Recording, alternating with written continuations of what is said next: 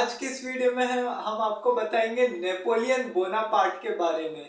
Napoleon Bonaparte जो France का एक गवर्नर जनरल था, जो आर्मी सोल्जर था, और आर्मी सोल्जर से होते हुए इसने अपनी डिक्टेटरशिप इस्टेब्लिश कर ली। अर्थव्यवस्था को काफी अच्छा किया, काफी अच्छे रिफॉर्म्स भी लाए इसने, काफी कुछ अच्छा किया।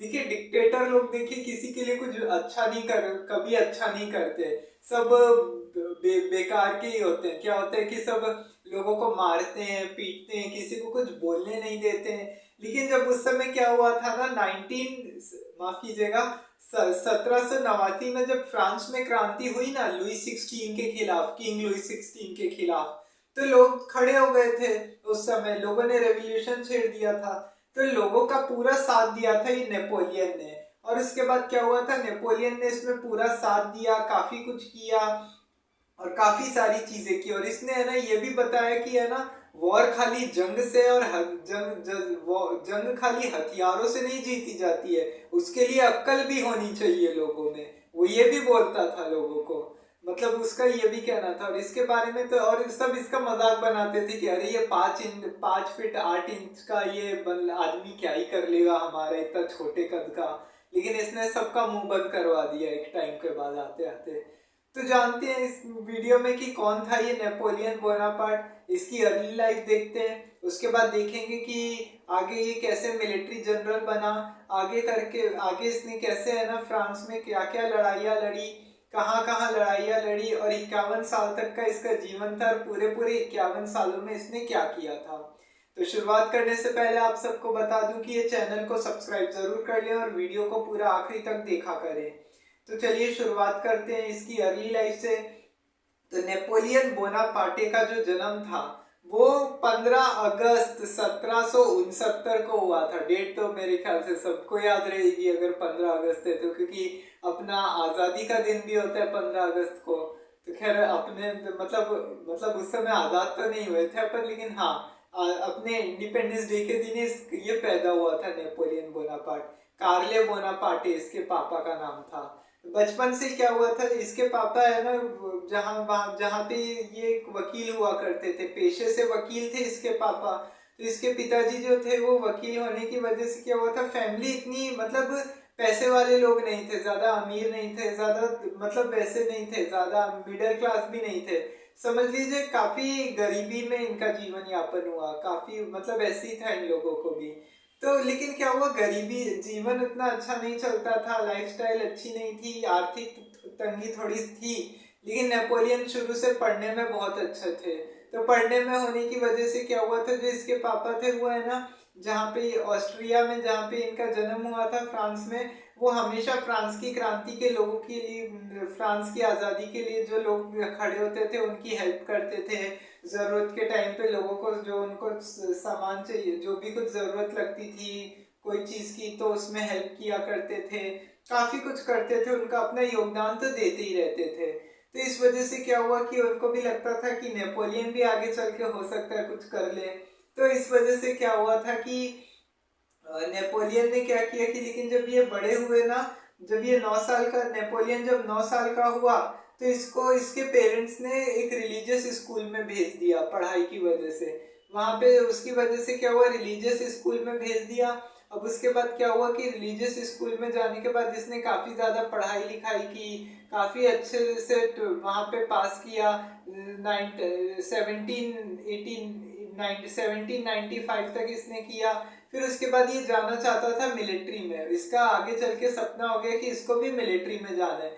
अरे इसके आगे तो पता है ब्रिटिशर्स भी है ना भारी पड़ गए थे, इसने इतनी खतरनाक लड़ाई लड़ी थी ना, वो तो अच्छा हुआ। मतलब अंग्रेज, मैं तो बोलता हूँ अगर आज अगर आप सोचेंगे ना, आप इतिहास पढ़ के भी सोचेंगे कि अरे अगर अंग्रेज अगर इसके सामने हथियार डाल देते ना, ये तो बोलता था ना सरेंडर कर दो, अगर कोई ब्रिटिश अगर इसके आगे सरेंडर कर देता ना, तो आज अपना इंडिया हो सकता है 1800 में ही आजाद हो सकता था। कोई 1857 की क्रांति नहीं होती, कोई भारत पाकिस्तान का बंटवारा नहीं होता, न कोई है ना बंगाल का बंटवारा होता, न कोई ऐसी हिस्ट्री होती। फिर देखिए होता नहीं होता, अब देखिए वो सब तो देखिए बहुत दूर की बात है। अब देखो जो इतिहास में लिखा होता है वो तो देखो होना ही होता है। तब उसके बाद क्या हुआ कि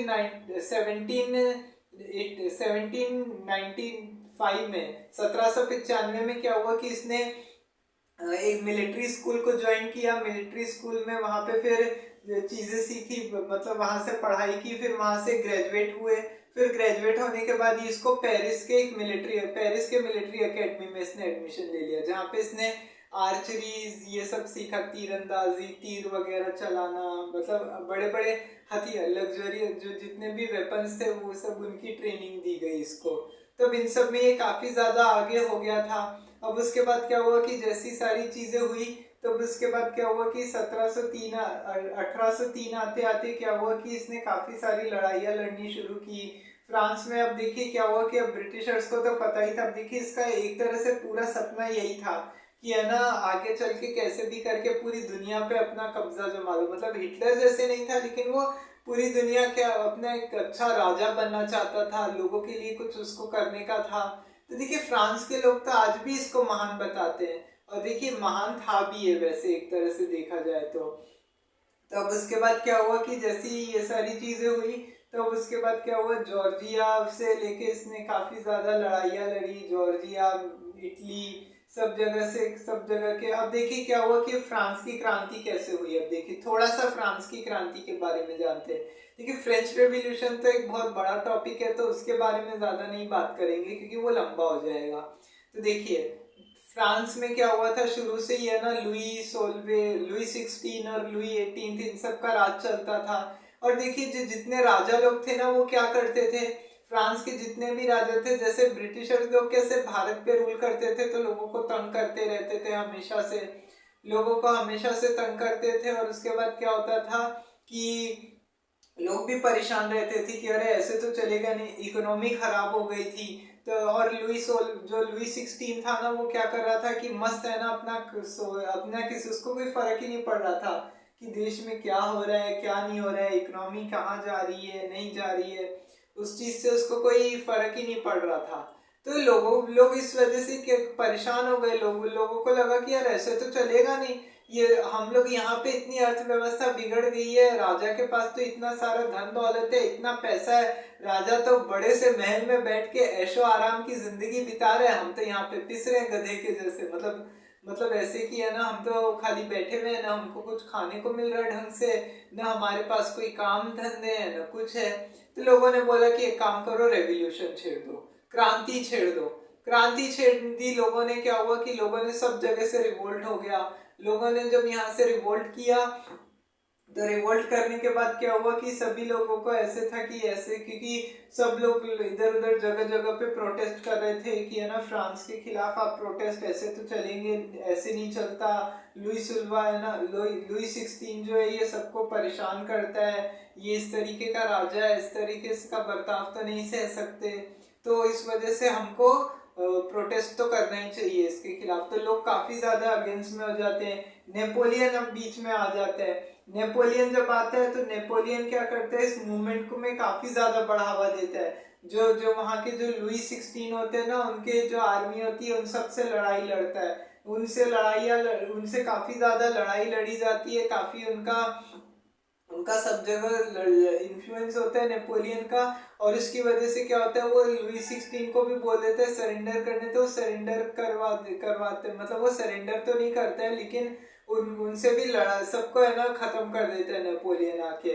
नेपोलियन बोलता है कि अब ठीक है, आज से इन लोग के ऊपर मेरा ही राज चलेगा। अब देखिए ये जो फ्रांस की क्रांति है, लोगों की बातें सुनता है, वो बोलता है हाँ ये बिल्कुल सही है। तो ऐसे करके वो फ्रेंच के रेवोल्यूशन में भी पूरा साथ देता है लोगों का।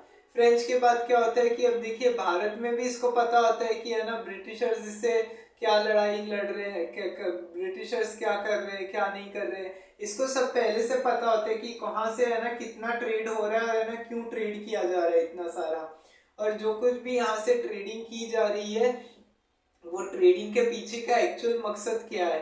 तो उसको समझ में आ जाता है कि है ना, ब्रिटिशर्स ने तो सबको है ना उपनिवेश बना के रखा हुआ है अपना। तो ब्रिटिशर्स ने अपने आप को ऐसे सबको उपनिवेश बना के रखा है, इंडिया पे भी राज कर रहे हैं। तो वो है ना, ब्रिटिशर्स से वो इंग्लैंड पे अपना कब्जा जमाता है। इंग्लैंड पे जब उसकी आर्मी आती है, और देखिए काफी ज्यादा नेपोलियन की लाइफ में भी स्ट्रगल रहा है, लोग उसको स्कूल में भी काफी ज्यादा बुली किया करते थे कि क्या कर कि है ना, ये तो इतना छोटे कद का इंसान है, ये क्या करेगा, इस तरीके की बातें होती रहती थी।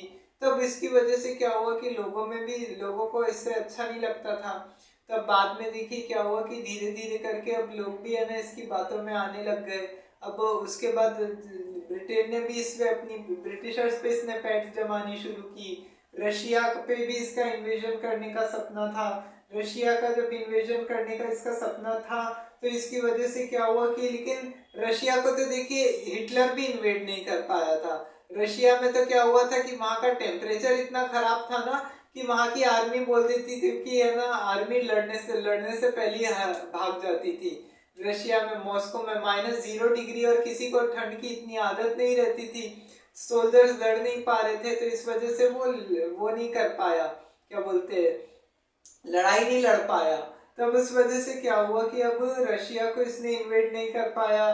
फिर इसने इटली जॉर्जिया फिर इटली जॉर्जिया फ्रांस, फिर उसके बाद अटलांटिक और भी जैसे जो बड़े बड़े आइलैंड्स थे, आइलैंड में फिर वहां पे सब जगह फिर जहां जहां से ये क्या करता था कि आर्मी आर्मी इधर से उधर करता था। और देखिए इसने क्या, एक देखिए यहाँ पे आपको एक और बात बता दूं कि इसने अलग अलग कानून भी फ्रांस में लागू किए जब ये फ्रांस का राजा बना। तो फ्रांस का राजा बना तो इसने क्या किया कि है ना, अच्छा, जिसको अलग से एक कानून लागू किया जिसको नेपोलियन संहिता के नाम से जाना जाता है। मतलब नेपोलियन संहिता का मतलब क्या हुआ कि मतलब उसने क्या किया कि जैसे जो सिविल लॉज जो थे उनको सबसे ज्यादा इम्पोर्टेंस दी। सिविल लॉ का मतलब क्या हुआ कि जैसे शादी होने के बाद, जैसे अगर शादी में अगर किसी को डिवोर्स चाहिए तो उसके लिए लॉ होने चाहिए कि अगर नहीं रहना चाहते तो साथ में कोर्ट में पेश कर सकें। उस हिसाब से अलग अलग कानून बनाए थे। इसको नेपोलियन का कानून भी बोला जाता है, नेपोलियन संहिता भी बोला जाता है इसको हिंदी में। तो देखिए ये सब किया। फिर उसके बाद क्या हुआ कि धीरे धीरे करके एक एक जगह को जीतता गया, एक एक कंट्री को अलग अलग। इजिप्ट पे इसका कब्जा हो गया, इजिप्ट पे इसने कब्जा अपना जमाने की कोशिश की। इजिप्ट पे जब इसने कब्जा जमाया तो उसके बाद क्या हुआ, इजिप्ट पे जब इसने कब्जा जमाया तो इजिप्ट की जो गवर्नमेंट थी इजिप्ट को भी दबा के मतलब वो कर दबाना चाहता था। और उसके बाद क्या हुआ कि इजिप्ट पे इसने अपनी आर्मी को भेजा। आर्मी, और देखिए जहाँ पे भी रिवोल्ट होते थे ना, देखिए सबसे बड़ी बात है, अगर जैसे कोई भी, सबसे बड़ी इसकी खासियत ये थी कि ये कहीं पे भी अगर रिवोल्ट होते थे ना, उनको वो नहीं करता था, छोड़ता नहीं था मौका। भले ही वहां की दूसरी जगह की आर्मी कैसी भी हो, कोई भी हो, इसको कुछ फर्क नहीं पड़ता था। बोलता था मौका मिल रहा है करने का, कर लो, ऐसे तो कभी जिंदगी में मौका मिलेगा नहीं, हम हराएंगे ना इनको बैठ के। अब देखो फिर ऐसे यही कर करके वो फिर लोगों को बता देता था कि नहीं ऐसे तो चलेगा नहीं। फिर उसके बाद क्या हुआ कि अब जैसे ही ये सारी चीजें होने लग गई, फिर उसके बाद क्या हुआ कि 1903 में क्या हुआ कि इसने काफी ज्यादा लोगों के खिलाफ इजिप्ट पे कब्जा किया। इजिप्ट से इसके साथ लड़ाई लड़ी। अब ब्रिटिशर्स का पता था तो है ना, ब्रिटिशर्स पे तो ये बहुत भारी पड़ गया। अब जैसे ये ब्रिटिशर्स पे भारी पड़ा तो उस समय भी क्या हुआ कि है ना, ब्रिटिशर्स को भी इसने अपने आगे घुटने टेकने पे मजबूर किया। लेकिन ब्रिटिशर्स ने सरेंडर किया नहीं, ब्रिटिशर्स कभी भी सरेंडर करने वालों में से नहीं थे। भारत में भी इसको क्योंकि मालूम था, देखिए यूरोप में जहां जहां पे भी ईस्ट इंडिया कंपनी थी और जो भी था वहां पे सब जगह पे इसका एक तरह से देखिए क्या हुआ था ना कि सब जगह बोलबाला हो गया था इसका। अब क्या हुआ था कि 1905 में क्या हुआ, इसका कोडोनेशन भी हुआ। जब ये काफी ज्यादा लड़ाइयाँ लड़ रहा था, लोग सब राज्यों को जीतने लग गया था धीरे धीरे करके, तो इस तरह से क्या किया, ये लोगों को काफी ज्यादा इन्फ्लुएंस करता था अपने अपनी बातों में ले ला के कि है ना, आपकी देखो जो राजा थे, मोनार्की जो है वहाँ की सही नहीं है, ऐसी करके फ्रेंच रेवोल्यूशन भी हो गया, सब जगह कुछ ना कुछ हो ही गया था। तो 5 दिसंबर 1905 को क्या हुआ, इसका कोडोनेशन हुआ। अब देखिए कोडोनेशन के टाइम पे क्या हुआ ना कि एक पोप को बुलाया गया था। पोप को बुलाया गया था और उसके बाद क्या हुआ था कि पोप को बुलाने के बाद में क्या हुआ कि जो ताज पहनाते हैं ना राजा को, वो पोप ने न पहना के नेपोलियन ने खुद से ही पहना। तो इस चीज को लेके काफी ज्यादा कंट्रोवर्सी हुई कि नेपोलियन की कि ऐसे तो चलेगा नहीं। और आपको इसकी एक और बात बता दूं कि है ना, जोसेफिन से ये काफी ज्यादा प्यार करता था। इन लोग की, इसकी बचपन की गर्लफ्रेंड थी और ये इससे एज में 6 साल बड़ी थी। तो 1796 ईस्वी में इसने इससे शादी कर ली थी। और लेकिन उसके बाद क्या हुआ था कि बाद में, लेकिन क्या हुआ था कि ये जोसेफिन के भी है ना अलग दूसरे लड़कों से सेक्सुअल रिलेशन होने की वजह से इसको पसंद नहीं आता था। तो इस वजह से क्या हुआ, दोनों में लेकिन बनती नहीं थी आपस में। फिर भी ये उसको काफी ज्यादा प्यार करता था, काफी ज्यादा पसंद करता था। तो उसको भी, उसके बाद भी क्या हुआ, नेपोलियन से इसको एक और बेटा हुआ। और जब इसको भी बेटा हुआ ना, तो उसने अपने बेटा के नाम पे ही, अपने नाम पे ही अपने बेटे का नाम रख दिया, नेपोलियन चार्ल्स बोनापार्ट। देखिए नाम बहुत बड़ा है, इससे भी बड़ा नाम है। देखिए मेरे को पूरा नाम याद नहीं आ रहा अभी, वो तो देखिए मैं इतना ही बता रहा हूँ, नेपोलियन चार्ल्स बोनापार्टे इसका भी नाम रख दिया गया। तब देखिए अपने बेटा के नाम पे भी, अपने बेटा का नाम भी इसने अपने नाम पे रख दिया। तब देखिए उसके बाद क्या हुआ कि, लेकिन दोनों में आपस में बनती नहीं थी। तो उसके बाद क्या हुआ था कि कुछ टाइम के बाद इसने डिवोर्स ले लिया था, इससे डिवोर्स ले लिया था। फिर कुछ टाइम के दूसरी शादी हुई थी, जोसेफिन से नहीं हुआ था इसको बेटा, इसकी काफी सारी नाजायज औलाद भी थी, मतलब नाजायज बच्चे भी थे इसको। तो उसकी वजह से क्या हुआ कि दूसरी जब इसने शादी की तो उनसे उनको बेटा हुआ। हाँ, दूसरी जोसेफिन से इनको कोई बच्चे नहीं थे, वो गलत हो गया था बताने में। तब उसके बाद क्या हुआ कि जब ये राजा बनता है तो फिर क्या करता है, देखिए जब राजा बनता है तो फिर ये काफी सारी अर्थव्यवस्थाओं को सुधारता है। फिर है ना लोगों की कंडीशंस को समझता है कि लोग क्या चाहते हैं, उनकी डिमांड लोगों को पूछता है कि आप एक्चुअल में क्या चाहते हैं, तो वो हमको बताइए। तो फिर इसकी वजह से क्या होता है कि लोग इसकी इसकी डिमांड के आगे, मतलब लोगों को जब ये अपनी डिमांड्स बताते हैं कि फिर लोग इसके, लोगों की सुनता है। फिर वो लोग जब इसको बताते हैं तो फिर लोगों की सुनना। फिर उसके बाद क्या हुआ कि नेपोलियन ने अपने हिसाब से देश में कानून भी लागू किया था, आपको बताया ही था मैंने, नेपोलियन संहिता जिसको हिंदी में बोला जाता है। सिविल लॉज को इसने काफ़ी ज़्यादा तवज्जो दी। फिर उसके बाद ऐसे करके काफी, एक तरीके से डिक्टेटर लोग देखिए अच्छे नहीं होते, लेकिन ये ठीक था हिटलर से। बहुत सारे लोग इसको महान भी बताते फ्रांस के लोगों के लिए। तब नेपोलियन काफी चला जाता है, ऐसे करके इसका राजा बन जाता है। तो ये काफी अपनी पैठ जमा लेता है लोगों के सामने, अपने आप को, इतने अच्छे काम करते हैं, लोग इससे खुश रहते हैं। बाद में लेकिन क्या होता है कि इसको भेज दिया जाता है। जब इसको भेज दिया जाता है तो उसके बाद क्या होता है, जब फ्रांस से इसको बाहर भेज दिया जाता है, वहां पे जब दूसरे लोग रिवोल्ट कर देते हैं जो इसके खिलाफ होते हैं, तो वो क्या करते हैं कि इसके खिलाफ है ना सब लोगों को भड़का के इसको बाहर भेज देते हैं। अब इसको यही रहता है कि जैसे ही यहाँ पे नेपोलियन आएगा तो नेपोलियन को है ना यहीं पे मार डालेंगे, यहीं पे खत्म कर देंगे। तो उसके बाद क्या होता है कि नेपोलियन आता है, लेकिन नेपोलियन को सब बोलते हैं कि ऐसे नहीं होना चाहिए, गलत बात है। फिर वो अपना राज्य लेके चला जाता है, राजपाट सब छोड़ के। लेकिन लोग बाद में इतना परेशान हो जाते हैं मोनार्की से कि फिर वो उसके दूसरा जब राजा बनता है उनके यहाँ पे, तो फिर लोग वापस से क्या करते हैं कि है ना आर्मी वालों को बोलते हैं कि नेपोलियन को लेके आओ। नेपोलियन को लेके आने के लिए बोलते हैं। जो ऑस्ट्रिया और जॉर्जिया की जो मिलिट्री होती है वो क्या करती है, वो जो आर्मी के जो जनरल होते हैं वो कुछ आर्मी सोल्जर्स को क्या करते हैं, जब फ्रांस में इतना रिवोल्ट चल रहा होता है और उन्होंने नेपोलियन का पहले से जो साथ दिया होता है, वो क्या करते हैं, उनको नेपोलियन को मारने के लिए भेज देते हैं। बोलते जाओ अभी जाओ, सरप्राइज अटैक करो और दंदनाते हुए जाओ, वहीं पे मार देना अगर नेपोलियन दिखे तो, दिखना नहीं चाहिए यहाँ पे। तब उसके बाद क्या होता है, जैसे ही फिर वो नेपोलियन को लेके चले जाते हैं, वहां पे मारने के लिए जाते हैं, लेकिन वो क्या करते हैं, वो मारने के बजाय उन्हीं की आर्मी के साथ मिल जाते हैं, नेपोलियन की आर्मी के साथ मिल जाते हैं। और नेपोलियन की आर्मी के साथ मिलने के बाद क्या होता है, वो उन लोग के फिर है ना उनके साथ मिल जाते हैं और उनसे काफी ज्यादा लड़ाई लड़ते हैं। उनको फिर बताती कि देखिए फ्रांस के लोग है ना आपके लिए प्रोटेस्ट कर रहे हैं, बोल रहे हैं कि नहीं ऐसे तो चलेगा नहीं, फ्रांस में नेपोलियन को ही बुलाओ, नेपोलियन ज्यादा अच्छा राजा था, हमारा काफी ध्यान रखता था। तो ऐसे करके लोग बुला लेते हैं। और फिर उसके बाद क्या होता है, नेपोलियन आते हैं और जब पता चलता है नेपोलियन बोनापार्टे आने वाले हैं, भव्य स्वागत किया जाता है उनका, खूब अच्छे से स्वागत किया जाता है उनको। काफ़ी ज़्यादा लोग एक्साइटेड होते हैं, लोग एक्साइटेड होने की वजह से उनको उनके साथ एक वो करते हैं, अब उनका काफ़ी ज़्यादा स्वागत करते हैं कि हमारे राजा वापस आ रहे हैं। तो फिर उसके बाद क्या होता है कि जैसे ही फिर वो वापस से राजा बन जाता है, अब उसको काफ़ी ज़्यादा एक्सपीरियंस हो जाता है। लेकिन अब उसके बाद क्या होता है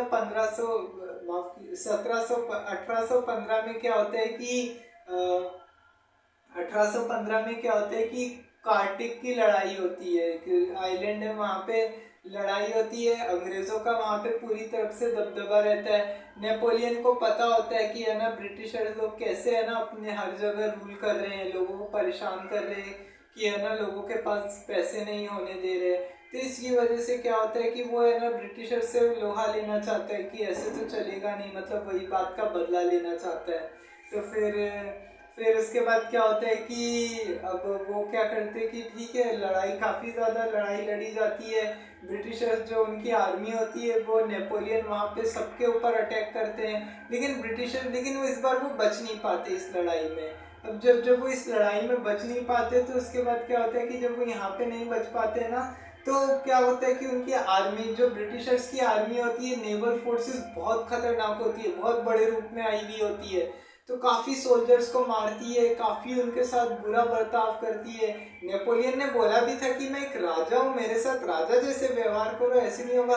अंग्रेजों ने बोला भाड़ में जाओ, राजा हो कुछ भी हो, हम तो ऐसे ही व्यवहार करते हैं हर किसी के साथ, जिसके साथ अगर नहीं समझ में आता है तो चले जाओ यहाँ से। तो फिर अब वो लोग भी इससे डर जाते हैं। अब जब नेपोलियन अपनी हार होते हुए देखते हैं तो नेपोलियन काफ़ी ज़्यादा इस चीज़ से उदास हो जाते हैं। नेपोलियन काफ़ी ज़्यादा उदास हो जाते हैं। फिर उसके बाद क्या होता है कि नेपोलियन जब उदास हो जाते हैं फिर उनको बोला जाता है उदास होने की बात नहीं है, लेकिन अब उनको पता ही होता है कि है ना अब उनको सज़ा तो मिलेगी। तो अंग्रेज उनको फ्रांस से बाहर भेज देते हैं, इंग्लैंड भेज देते हैं। वहाँ पे काफ़ी समय तक जेल में बंद रखा जाता है। फिर वो जैसे तैसे करके उसको 1820 में छोड़ा जाता है। और फिर उसके बाद क्या होता है कि 1821 में उसकी डेथ हो जाती है। 1819 में उसको छोड़ा जाता है और 1820 में इसकी 51 साल की उम्र में डेथ हो जाती है।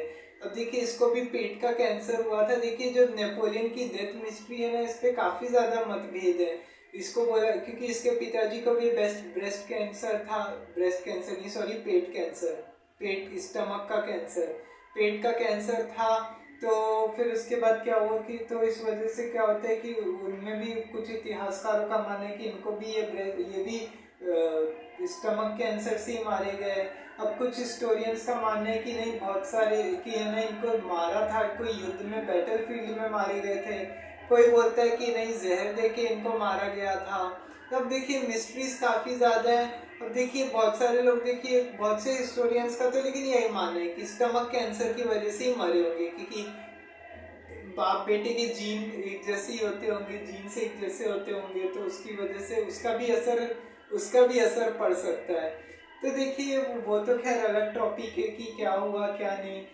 तो ये था पूरा नेपोलियन बोनापार्ट के बारे में। अब अगर आप चाहते हैं कि मैं फ्रांस की क्रांति पर वीडियो बनाऊं, फ्रेंच रेवोल्यूशन पे, तो आप उस पर मेरे को कमेंट करके बताइएगा कि तो फिर मैं उस हिसाब से फिर अगले वीडियो में हम फ्रांस की क्रांति पे बात करेंगे। तो आज की इस वीडियो में इतना ही। आपको उम्मीद करता हूँ कि आपको ये वीडियो ज़रूर पसंद आया होगा तो ज़रूर शेयर कीजिएगा। नेपोलियन बोनापार्ट के बारे में बता दिया, अब पूरी अर्ली लाइफ बता दी, क्या क्या लड़ाइयाँ लड़ी उसने। और फिर उसके बाद वीडियो को ज़रूर शेयर करिएगा, चैनल को सब्सक्राइब ज़रूर कर दीजिएगा, वीडियो को पूरा आखिरी तक देखा कीजिए और साथ ही बेल आइकन का बटन दबा दीजिएगा। फिर किसी और टॉपिक पे बात करेंगे, तब तक के लिए जय हिंद जय भारत।